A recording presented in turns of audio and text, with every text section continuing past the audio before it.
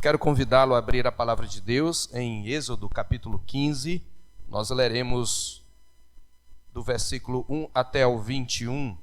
Nós temos aqui o Cântico de Moisés. O tema da nossa mensagem, o título da nossa mensagem é o Cântico dos Redimidos. O Cântico dos Redimidos. Êxodo 15, de 1 a 21. Mesmo assentados, porém reverentes, nós leremos a palavra do Senhor Deus atentamente. Vamos evitar toda movimentação desnecessária. Aquiete seu filho. Se precisar sair para acalmá-lo, fique à vontade. Leiamos então Êxodo 15, de 1 a 21. Então entoou Moisés e os filhos de Israel este cântico ao Senhor, e disseram: Cantarei ao Senhor, porque triunfou gloriosamente. Lançou no mar o cavalo e o seu cavaleiro. O Senhor é a minha força e o meu cântico. Ele me foi por salvação. Este é o meu Deus, portanto eu o louvarei. Ele é o Deus de meu pai, por isso o exaltarei. O Senhor é homem de guerra, Senhor é o seu nome. Lançou no mar os carros de Faraó e o seu exército, e os seus capitães afogaram-se no mar vermelho. Os vagalhões os cobriram, desceram às profundezas como pedra. A tua destra, ó Senhor, é gloriosa em poder. A tua destra, ó Senhor, despedaça o inimigo. Na grandeza da tua excelência, derribas os que se levantam contra ti. Envias o teu furor, que os consome como restolho. Como resfolgar das tuas narinas, amontoaram-se as águas, as correntes pararam em montão, os vagalhões coalharam-se no coração do mar. O inimigo dizia: perseguirei, alcançarei, repartirei os despojos, a minha alma se fartará deles, arrancarei a minha espada e a minha mão os destruirá. Sopraste o teu vento e o mar os cobriu, afundaram-se como chumbo em águas impetuosas. Ó Senhor, quem é como tu entre os deuses? Quem é como tu, glorificado em santidade, terrível em feitos gloriosos, que opera as maravilhas? Estendeste a destra e a terra os tragou. Com a tua beneficência guiaste o povo que salvaste. Com a tua força o levaste à habitação da tua santidade. Os povos o ouviram, eles estremeceram. Agonias apoderaram-se dos habitantes da Filístia. Ora, os príncipes de Edom se perturbam, dos poderosos de Moabe se apodera temor, esmorecem todos os habitantes de Canaã. Sobre eles cai espanto e pavor, pela grandeza do teu braço, emudecem como pedra, até que passe o teu povo, ó Senhor, até que passe o povo que adquiriste. Tu o introduzirás e o plantarás no monte da tua herança, no lugar que aparelhaste, ó Senhor, para a tua habitação. No santuário, ó Senhor, que as tuas mãos estabeleceram, o Senhor reinará por todos sempre. Porque os cavalos de Faraó, com os seus carros e com os seus cavalarianos, entraram no mar, e o Senhor fez tornar sobre eles as águas do mar. Mas os filhos de Israel passaram a pé enxuto pelo meio do mar.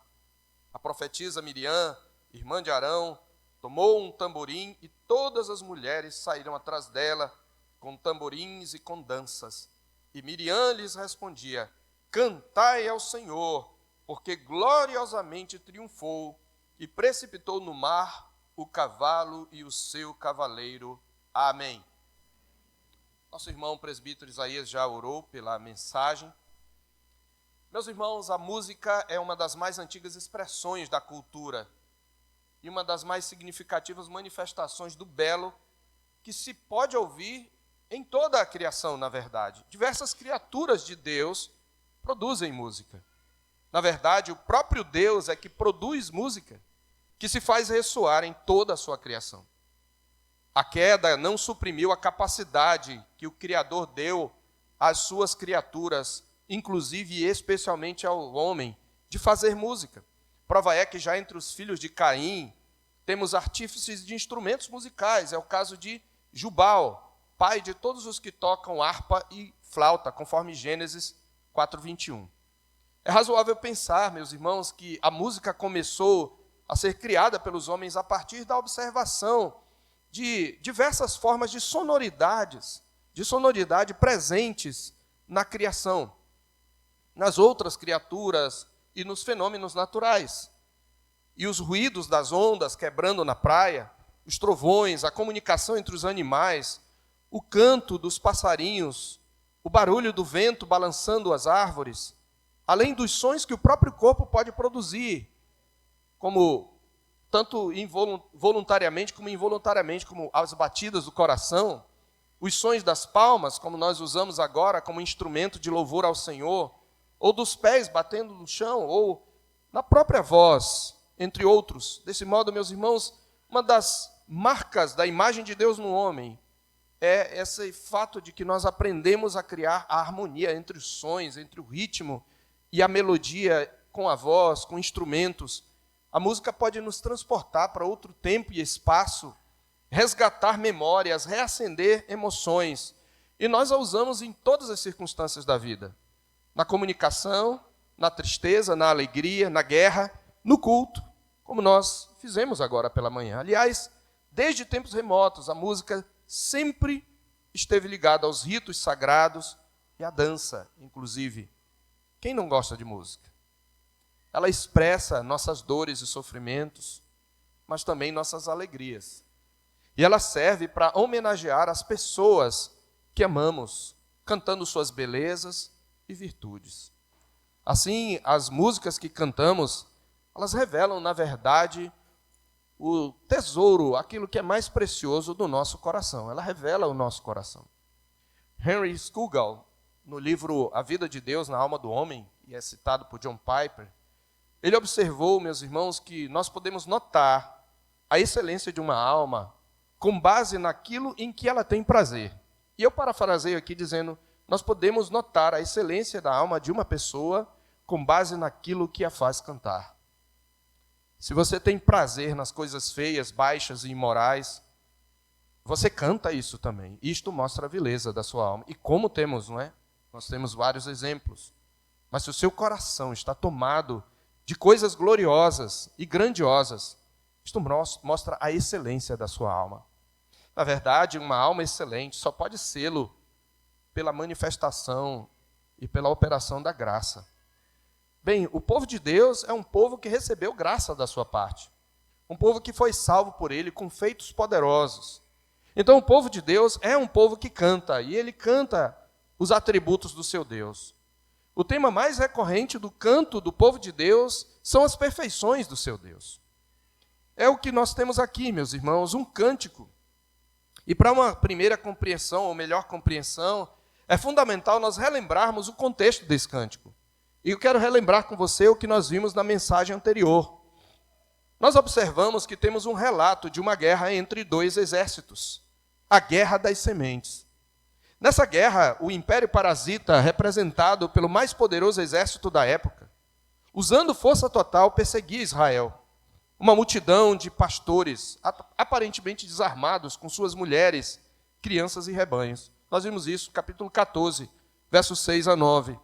No entanto, no desenrolar da narrativa, descobrimos em que realmente consistia o fator desigual da guerra.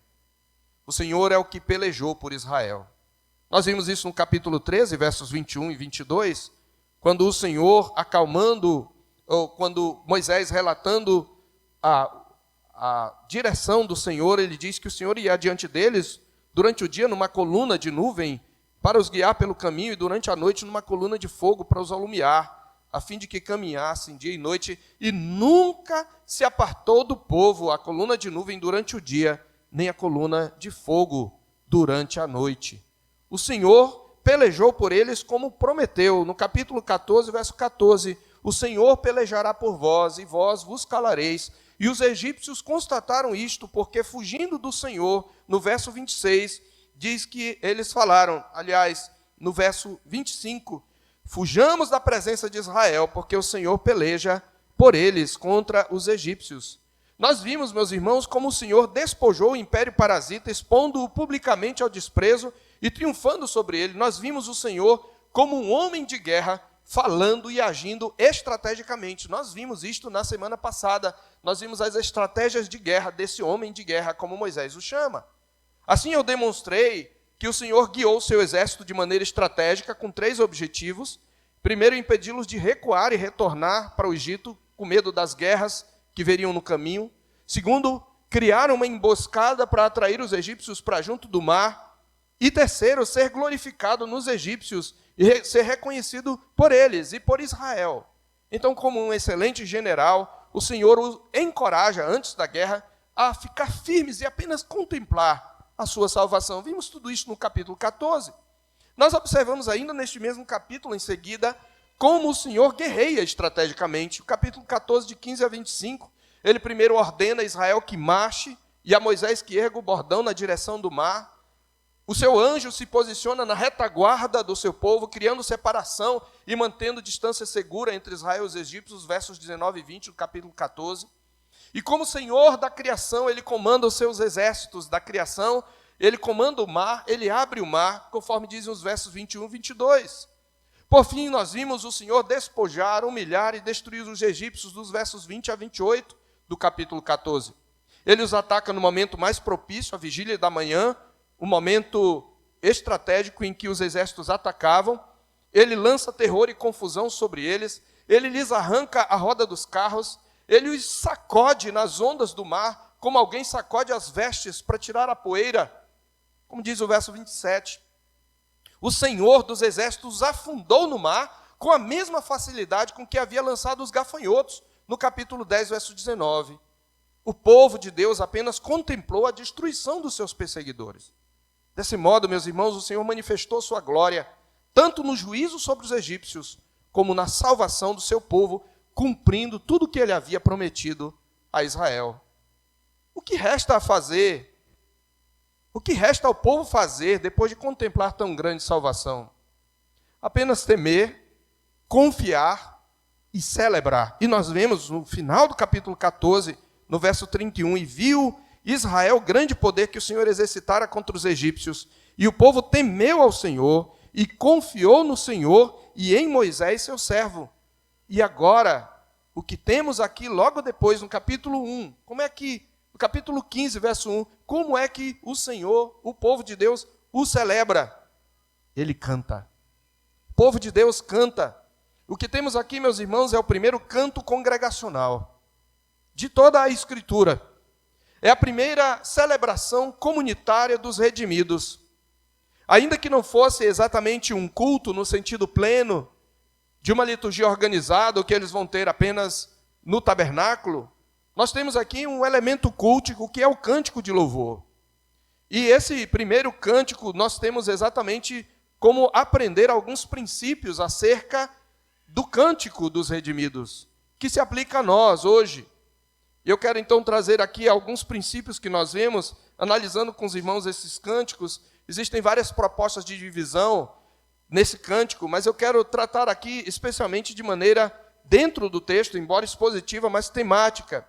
Eu quero trazer 3 princípios que nós podemos observar aqui no cântico dos redimidos. E o primeiro deles é este: os redimidos cantam, antes de tudo, gloriando-se no seu Deus. Os redimidos cantam gloriando-se no seu Deus. É isto que vemos nos versos de 1 a 3, observe comigo a Escritura, não tire sua atenção da Escritura. Então entoou Moisés e os filhos de Israel este cântico ao Senhor e disseram, e aqui nesse verso 1 nós temos o refrão, que vai ser repetido por Miriam, provavelmente durante o período em que eles estão cantando. Lá, como diz o verso 21, ele começa dizendo, cantarei ao Senhor, porque triunfou gloriosamente. Uma outra tradução possível seria, cantarei ao Senhor porque se exaltou, se engrandeceu gloriosamente, lançou no mar o cavalo e o seu cavaleiro. Observe que a partir do verso 2, na verdade no verso 2 e no verso 3, ele vai louvar a Deus usando a terceira pessoa. E, ao que parece, ele está falando para outro, é como se uns estivessem falando para os outros, e eles estão se orgulhando no Senhor. Eles estão se gloriando no Senhor. Olha o que ele diz. Primeiro, eles se gloriam nele como a sua segurança. eles se alegram e se gloriam e se orgulham nele como a sua segurança. Verso 2, o Senhor é a minha força e o meu cântico. Ele me foi por salvação. O Senhor é a minha força e o meu cântico. Ele me foi por salvação. Sabe quando você se orgulha dos seus filhos? Não devia, exceto no Senhor. Devia se alegrar nele, agradecer no Senhor. Mas a gente tem o costume de se orgulhar, né, daqueles a quem amamos, sobretudo quando eles realizam feitos virtuosos. E a gente diz, esse é o meu filhão, essa é a minha filhona, né? A gente se orgulha, alguns se orgulham do seu time.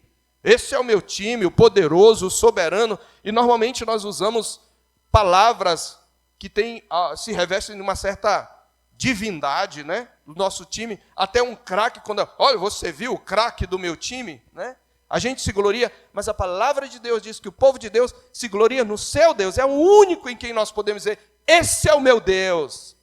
Esse é o meu Senhor, Ele é a minha força, Ele é o meu cântico, Ele é a minha salvação. Ele continua se gloriando no seu Deus, dizendo, este é o meu Deus. Veja o toque pessoal, é o meu Deus, portanto eu o louvarei, eu o magnificarei. Ele é o Deus do meu Pai, por isso o exaltarei. Então eles se gloriam em Deus como sua segurança e alegria.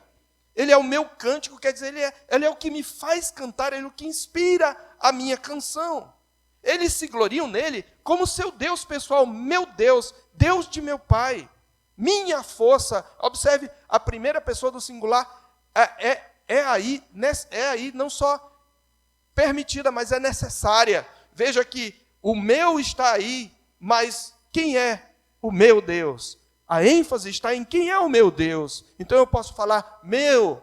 Eles se gloriam nele como seu Deus pessoal. E eles gloriam-se nele como o Deus da aliança. Ele diz, ele não só é o meu Deus, mas ele é o Deus do meu Pai.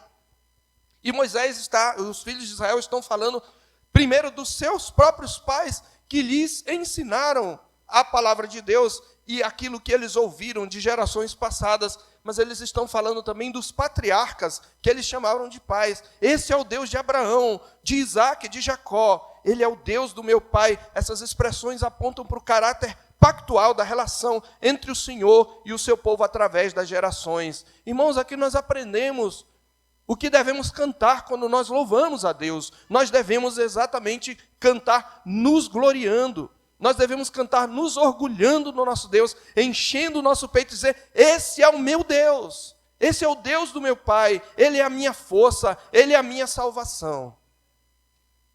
É assim que o povo de Deus deve cantar. Em segundo lugar, nós lemos aqui que os redimidos cantam também contando os feitos do seu Deus. Não apenas se gloriando no seu Deus, mas contando os feitos do seu Deus. Observe o verso 4 e o verso 5. Ele vai contar, na verdade, versos 4 e 5 e versos 8 a 12. Versos 4 e 5 ele diz, lançou no mar os carros de Faraó e o seu exército, e os seus capitães afogaram-se no mar vermelho. Os vagalhões os cobriram, desceram às profundezas como pedra. Essa palavra profundezas é a mesma traduzida por abismo, lá em Gênesis 1:2, quando diz que havia trevas sobre a face do abismo. E aqui há uma relação entre esse Deus que está agindo na redenção e o Deus da criação, mostrando que Ele é Senhor. Lembremos-nos que para os egípcios, como para os povos pagãos, as forças da natureza eram divindades. O mar era uma divindade, o abismo era uma divindade, ou havia divindades que presidiam esses fenômenos. Mas ele está dizendo, o Senhor é o Criador do abismo. Ele é o Criador da luz e das trevas. E Ele lança os seus inimigos nas trevas. Ele continua dizendo no verso 8, com o resfolgar das tuas narinas. Poeticamente, ele compara aquele vento que está referido no capítulo 14, como como se fosse um respirar do Senhor. E ele, com esse resfolgar das narinas, amontoaram-se as águas, e as correntes pararam em montões, os vagalhões coalharam-se, O inimigo dizia: perseguirei, repartirei os despojos, a minha alma se fartará dele, eu arrancarei a minha espada, eu farei, eu acontecerei. Mas o Senhor soprou o seu vento, o mar os cobriu, afundaram-se como um chumbo. Ele vai contando a história através do louvor. E nesses feitos, eles vão contemplando as excelências de Deus, os atributos de Deus. Observe que entre uma narração e outra, eles vão descrevendo o caráter de Deus. No verso 6, eu citei e pulei de propósito, porque você tem um trecho em que ele para de contar e ele começa a perceber os atributos de Deus. Ele diz: a tua destra, quer dizer a mão direita. Lembremos-nos que o Senhor é sempre descrito aqui como um poderoso guerreiro. Nós já argumentamos que a palavra traduzida por pragas, na verdade, significa golpes, dando a ideia do golpe de guerreiro, como se o Senhor estivesse com a espada brandindo contra o Egito, com 10 golpes, e ele está dizendo: a tua direita, ela é exaltada, ela é gloriosa em poder, ela despedaça o inimigo. Há uma poesia dupla aí que a gente chama de paralelismo de escada. A tua destra é gloriosa em poder e a tua destra despedaça os inimigos. Na grandeza da tua excelência derribas os que se levantam contra ti. Envias o teu furor. Observe que a ira de Deus é um atributo, é uma perfeição pela qual ele precisa ser louvado. Nós devemos louvar a Deus pela sua ira, porque ela é perfeita. Ela não é como a nossa ira, pecaminosa, egoísta. A sua ira é baseada na sua santidade, na sua justiça. Então, ele fala ainda nos versos 11 e 12. Ele diz: quem é como tu, ó Senhor, entre os deuses? Quem é como tu, glorificado em santidade, terrível em feitos gloriosos e que operas maravilhas? Observe, ele conta a história e ele para refletir sobre que atributo se revela nessa história. Ele é um Deus poderoso, ele é um Deus majestoso, ele é um Deus guerreiro, ele é um Deus que não tem comparável entre todos os deuses. Lembremos-nos que as pragas foram ataques contra os deuses do Egito. Ele não tem comparação. É interessante notar que, em termos de estrutura literária, nós temos 2 capítulos, 14 e 15, contando a mesma história. O que temos no capítulo 15 é a mesma história contada no verso 14. Mas o capítulo 14 é a história contada em prosa. O capítulo 15 é a mesma história contada em poesia, através do cântico. Esse ato de cantar, meus irmãos, narrando os feitos do Senhor, une o louvor à peregrinação, une a liturgia da adoração à liturgia da vida. Aquilo que o povo experimenta na sua caminhada, ele canta. Em seu comentário a Êxodo, Victor Hamilton captou bem a beleza de cantar aos feitos do Senhor e a relação complementar entre a vida e a adoração. Ele diz assim: o propósito do relato em prosa é narrar. O propósito do relato poético é celebrar. Andamos ou marchamos no capítulo 14, dançamos no capítulo 15. O capítulo 14 foca aquilo que Deus fez. O capítulo 15 foca a resposta apropriada ao que Deus fez. Há uma santa tensão no capítulo 14, que no canto do capítulo 15 se desfaz, porque ele é entoado a plenos pulmões. Veja, o canto do capítulo 15 é entoado de todo o coração. E por que não? Deus enxuga toda lágrima depois de varrer todos os egípcios. No capítulo 14 estamos em movimento. No capítulo 15 estamos na beira do mar. Prendemos a respiração no capítulo 14. Já no capítulo 15 é a calmaria depois da tempestade. O capítulo 14 enfatiza a terra seca. No capítulo 15 os olhos estão molhados de alegria, de emoção. O capítulo 14 é guerra. O capítulo 15 é adoração. Agora, meus irmãos, observe. Toda a história é contada na segunda pessoa. Eu falei que os primeiros versículos, eles são tratados na terceira pessoa. O Senhor é o meu Deus. Porque ele está se orgulhando do seu Deus. Ele está falando para os outros do seu Deus. Ele está louvando o seu Deus para os outros, uns para os outros. Mas observe que a partir do versículo 6, ele vai falar na segunda pessoa: a tua destra, ó Senhor, na grandeza da tua excelência, tu envias o teu furor, com resfolgar das tuas narinas amontoaram-se as águas. Tu, ó Senhor, fizeste tudo isso. Ele está narrando como que para o Senhor. Sabe quando você fez alguma coisa boa, ou você vivenciou alguma coisa, e você fala, você lembra? Você fez assim, e você fez assado. Ele está dizendo isso, o Senhor fez isso, como um filho está se alegrando com as virtudes do seu pai, com os feitos heróicos do seu pai. Ele está contando como que para o Senhor. E, meus irmãos, observe como Deus nos ama. Porque o que é o culto, senão o momento de nós pararmos a peregrinação para celebrar? O que é o culto, senão o momento de certa maneira, nós pararmos a guerra e termos um momento de paz para celebrar? O que é este momento no dia do Senhor, quando nós, depois de todos os nossos trabalhos, podemos descansar? O Senhor nos dá um oásis neste deserto, até aquele dia quando nós apenas cantaremos. Agora, este dia, que é o dia do Senhor, é o dia para nós pararmos e refletirmos sobre os feitos do Senhor e nós cantarmos. O Senhor nos ama e Ele quer que nos alegremos nele. É por isso que nós temos que ter o culto no dia do Senhor. É por isso que nos versículos indicados, a história é contada na segunda pessoa, discurso que, aliás, domina a maior parte do Salmo. Isso significa que, embora tenha uma função inegavelmente didática, ao lembrar poeticamente os feitos do Senhor, é para Ele que os adoradores contam a história, enquanto destacam os atributos divinos revelados em seus feitos. Observe que o homem não tem nenhum lugar central aqui. O lugar central é do Senhor. É assim que deve ser o louvor. Como é triste, meus irmãos, ver em muitas igrejas um louvor voltado para o homem. Um louvor em que o homem é a figura de destaque. Mas aqui eles só cantam o Senhor, eles só celebram o Senhor, eles destacam os atributos divinos revelados nos feitos do Senhor. É assim que devemos cantar. E em terceiro e último lugar, os redimidos cantam testemunhando a sua esperança no seu Deus.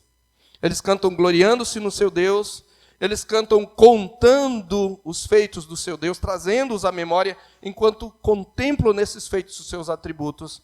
E em terceiro lugar, eles cantam testemunhando a sua esperança no seu Deus. Observe que do verso 13 ao 18, ele vai celebrar, os filhos de Israel vão celebrar, não aquilo que o Senhor fez, mas aquilo que ele fará. Diz assim a palavra do Senhor, versos 13 a 18. Com a tua beneficência, guiaste o povo que salvaste. Com a tua força, o levaste à habitação da tua santidade. Veja, o Senhor mal eles tinham saído do Egito. Ele está falando aqui que o Senhor ele está antecipando toda a viagem. Ele continua. Os povos ouviram, eles estremeceram, agonias apoderaram-se dos habitantes da Filístia. Ora, os príncipes de Edom se perturbam, dos poderosos de Moabe se apodera temor, esmorecem todos os habitantes. Ele está descrevendo o povo de Deus caminhando e os inimigos ao longo da estrada, ao longo do caminho, se atemorizando com isto. Ele fala até dos habitantes de Canaã, no verso 15, esmorecem, a ideia de se dissolvem, derretem, essa palavra literal, todos os habitantes de Canaã. Sobre eles cai espanto e pavor pela grandeza do teu braço, emudecem como pedra, até que passe o teu povo, ó Senhor, até que passe o povo que o Senhor resgatou, aquela palavra para redenção, a libertação por um preço. Esta palavra aqui, tu o introduzirás e o plantarás no monte da tua herança, no lugar que aparelhaste, ó Senhor, para a tua habitação, no santuário, ó Senhor, que as tuas mãos estabeleceram. Eles testemunham sua esperança futura no seu Deus.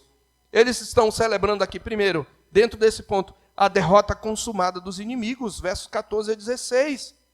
Eles celebram também a redenção consumada no reino de Deus. Eles estão aqui mostrando a consumação daquela viagem que mal começara.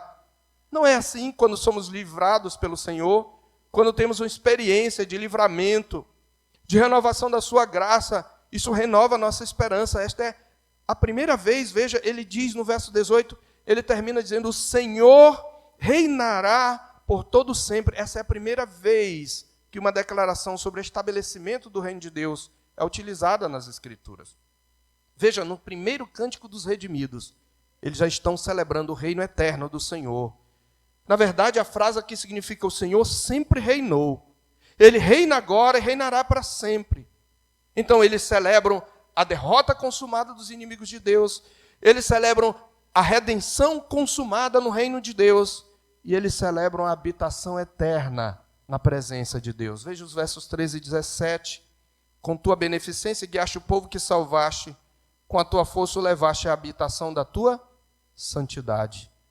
Veja, ele está citando aqui a habitação da tua santidade. E depois no verso 17, tu o introduzirás e o plantarás no monte da tua herança, no lugar que aparelhaste, ó Senhor, para a tua habitação. O Senhor está levando para a sua própria casa. Preste atenção, igreja.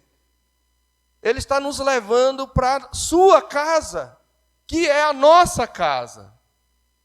Não foi o que Jesus falou em João 14? Na casa do meu Pai há muitas moradas. Eu vou preparar lugar. E ele já preparou, porque ele já morreu na cruz. Esses versos, portanto, meus irmãos, antecipam a viagem a Canaã, ao longo da qual o Senhor vai colocando todos os seus inimigos por estrado dos seus pés, até fazer o seu povo chegar à sua habitação. Que aqui pode ser considerada em muitas dimensões. A primeira habitação que eles vão verificar é a no Sinai.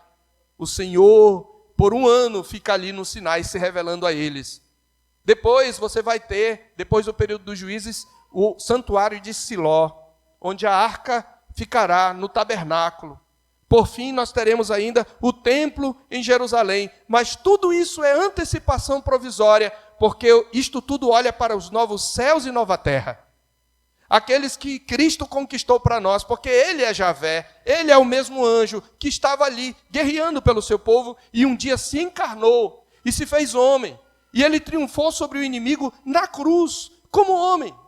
Diz a palavra de Deus em Colossenses 2,15, e despojando os principados e potestades, publicamente os expôs ao desprezo, triunfando deles na cruz. Já vimos isto. Ele, o nosso Senhor, Javé, matará o iníquo com o sopro de sua boca, e ele montará o seu tabernáculo no final, lá em Apocalipse. Abra lá, por favor. Já estamos avançando para a conclusão.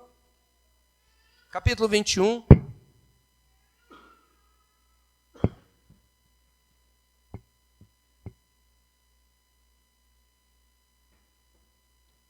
Israel teria uma experiência provisória da habitação de Deus, mas aqui está a habitação final de Deus.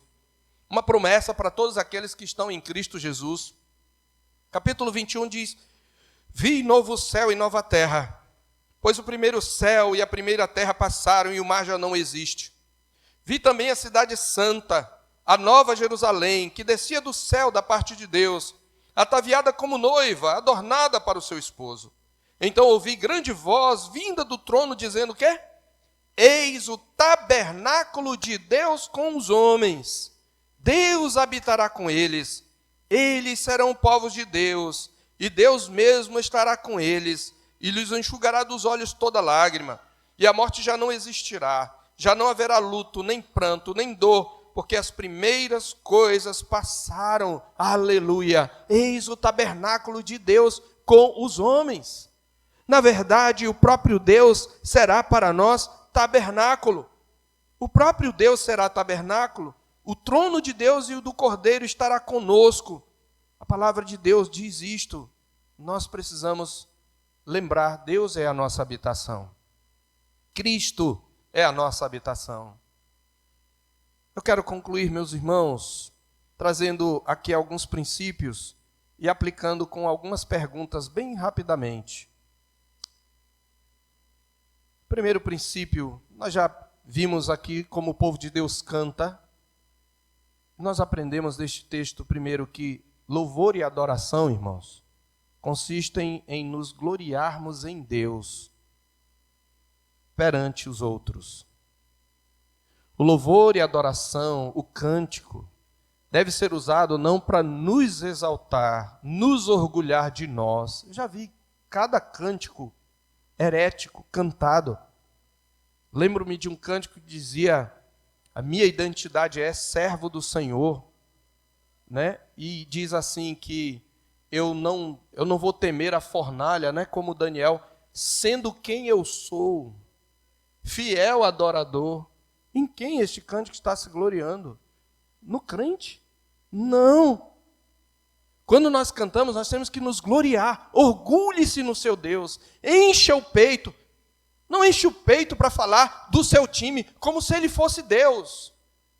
Ou do seu filho, ou da sua filha, como se fosse Deus.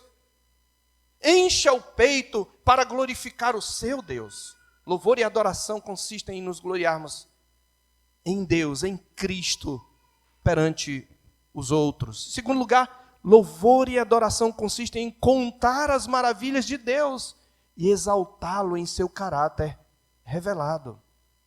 Louvor e adoração consistem em contarmos as maravilhas de Deus e exaltá-lo no seu caráter revelado. É por isso que nós cantamos aqui o braço do Senhor, Isaías 53. O braço do Senhor, o mesmo braço que trouxe os egípcios à derrota, é aquele que se fez carne, porque Isaías começa o texto do qual nós cantamos, dizendo, Senhor, quem creu em nossa pregação e a quem foi revelado o braço do Senhor, ele vai descrevendo o Cristo humilhado. Nós devemos cantar e contar e recontar, é por isso que nós repetimos o Evangelho em toda a liturgia. Em terceiro lugar, louvor e adoração consistem em testemunhar nossa esperança futura em Deus, em Cristo. Louvor e adoração também são formas de nós cantarmos a nossa esperança. E, meus irmãos, o que nós estamos fazendo aqui foi o que Israel fez, embora aqui num ambiente mais formal de culto, como Israel também faria quando chegasse no Sinai e ali no tabernáculo. Mas quando nós cantamos, meus irmãos, os feitos do Senhor, nós estamos antecipando. Eu quero que você pare agora e imagine por um momento quão fascinante seria ouvir esse grande coral masculino, porque ao que parece, os homens estão cantando. E no verso 21 diz que Miriam, que é profetisa, ela lidera as mulheres.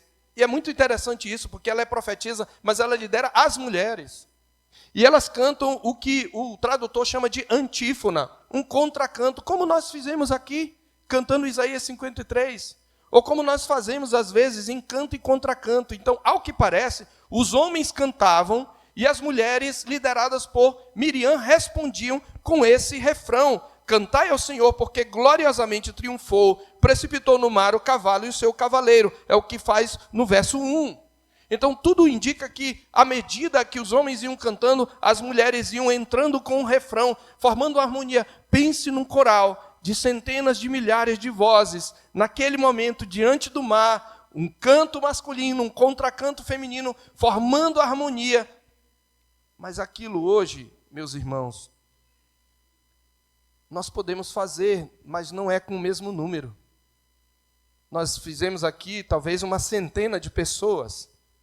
E aquilo que hoje nós só podemos imaginar e reproduzir timidamente. Pense nesse coro de milhares, de centenas de milhares. Aquilo que nós fazemos não se compara àquele imenso coral, do qual cada um de nós que estamos em Cristo, somente se você estiver em Cristo, se você não está em Cristo, você precisa se converter a Cristo, mas aqueles que estão em Cristo participarão de um coro muito mais glorioso. Que João descreve, por exemplo, em Apocalipse 5, de 9 a 13. E aqui você vai ouvir a música de toda a criação, dos seres naturais e dos seres sobrenaturais. Abra a sua Bíblia em Apocalipse 5, de 9 a 13. Porque lá está mostrando o cântico que nós vamos cantar com toda a criação. Observe que Apocalipse 5, de 9 a 13 está escrito: e cantavam um cântico novo, dizendo: digno és de pegar o livro, eu estou lendo na Nova Almeida, e de quebrar os selos, porque foste morto, e com teu sangue compraste para Deus os que procedem de toda tribo, língua, povo e nação, e para o nosso Deus os constituíste reino e sacerdotes, e eles reinarão sobre a terra. João está vendo milhões de pessoas de todas as nações cantando ao Cordeiro, mas a eles se juntam. Na verdade, aqui ele fala dos 4 anciãos. Depois ele diz: vi e ouvi uma voz de muitos anjos. Veja, a voz dessas multidões se juntam às vozes dos anjos, ao redor do trono, dos seres viventes e dos anciãos, cujo número era de milhões e milhares de milhares, proclamando com voz forte: digno é o Cordeiro que foi morto de receber o poder, a riqueza, a sabedoria, a força, a honra, a glória e o louvor. Ah, meus irmãos, mas não são só os anjos e os homens. Observe que esse coro vai crescendo e ele diz: então ouvi que toda criatura que há no céu e sobre a terra, debaixo da terra e sobre o mar, os peixes, as aves, os répteis, aqueles que estão debaixo da terra, toda criatura e tudo que neles há, estava dizendo: àquele que está sentado no trono e ao Cordeiro sejam o louvor, a honra, a glória e o domínio por todos sempre. Aleluia. Imagine, aquele dia vai chegar. Vai chegar. Toda a criação, imagine o coro. Anjos, homens, mulheres, gente de todas as cores, biotipos, altura. Vai estar clamando àquele que está sentado no trono, a Deus o Pai, e ao Cordeiro, Deus Filho, seja o louvor e a glória. Esse dia vai chegar, igreja. A multidão de redimidos, meus irmãos, reunidos de todos os povos, tribos, línguas e nações, um dia cantarão louvores ao seu Deus que os salvou. E será o mesmo cântico, meus irmãos, naquele dia cantado mais gloriosamente agora. Mesmo cântico ali.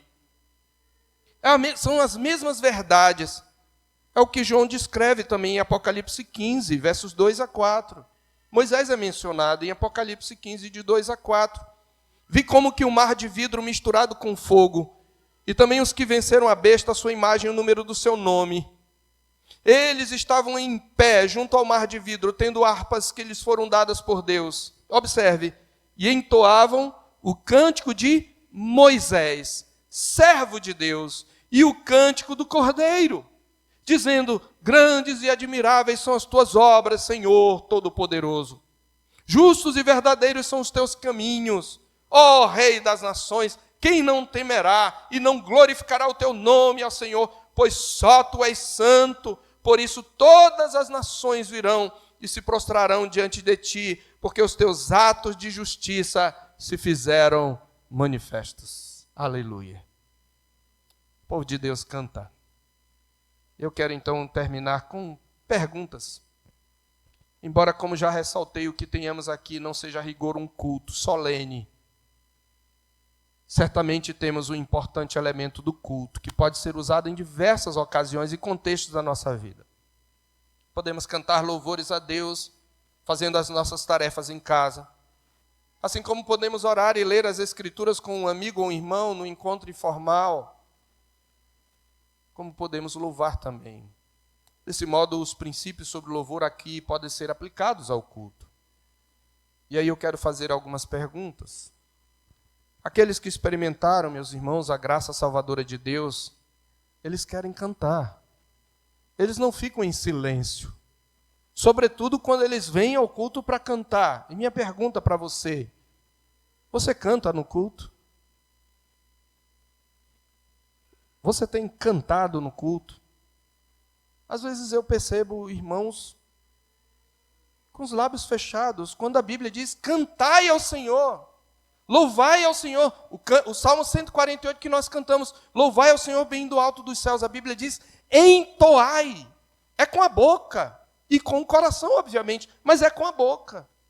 Eu sempre tenho enfatizado isso. O povo de Deus tem que cantar. O povo de Deus não pode ficar calado diante do seu Deus. Você canta no culto? Ou você fica pensando na vida, olhando o celular, conversando com amigos? O culto, irmãos, é para nós nos concentrarmos em Deus. E naquele Deus que está presente aqui de maneira real. Você canta no culto? Você costuma louvar a Deus em sua casa? Bendizê-lo enquanto faz atividades em que isto é possível? Às vezes a gente faz atividade murmurando. A gente sai para estender a roupa, cai a chuva velha doida. Uma hora faz sol, uma hora chuva. Não, a chuva não é doida. A chuva, ela obedece a ordem de Deus. Você está chamando Deus de doido. Ai, que tempo quente da miséria. Aí você vai fazer as coisas o dia todo reclamando dos filhos, reclamando do marido, reclamando da mulher, reclamando do patrão. Não, o povo de Deus tem que cantar. Ele precisa celebrar, você canta a Deus. Quando você ouve cânticos, você ouve para quê? Eu coloquei uma música, pastor, porque eu estava tão nervoso e eu queria me acalmar. Ok, pode ser. Mas é tudo? Ou você coloca uma música para louvar a Deus? Para cantar junto com o cantor, exaltando as excelências de Deus? Porque tem gente que põe música para se acalmar, para relaxar, para se divertir. Não tem problema você fazer isso, mas se é só isso, então você não entendeu o que é o cântico dos redimidos. Segunda pergunta, você se orgulha do seu Cristo? Você se orgulha do seu Cristo mais do que de qualquer outra coisa? Você tem alegria no seu Pai Celestial, ao ponto de que você não se cala diante dos seus amigos não crentes? Você se regozija no Espírito Santo, que é o seu penhor? O crente precisa se orgulhar no seu Deus. Você se orgulha do seu Cristo. Terceiro, você faz do seu culto e do seu canto uma declaração de amor e uma expressão de gratidão a Deus Pai e a seu Filho Jesus Cristo? É isso que o cântico deve ser, meus irmãos. Que o Senhor Deus nos abençoe, nos conceda graça, para que nós aprendamos a cantar de um modo que lhe agrade.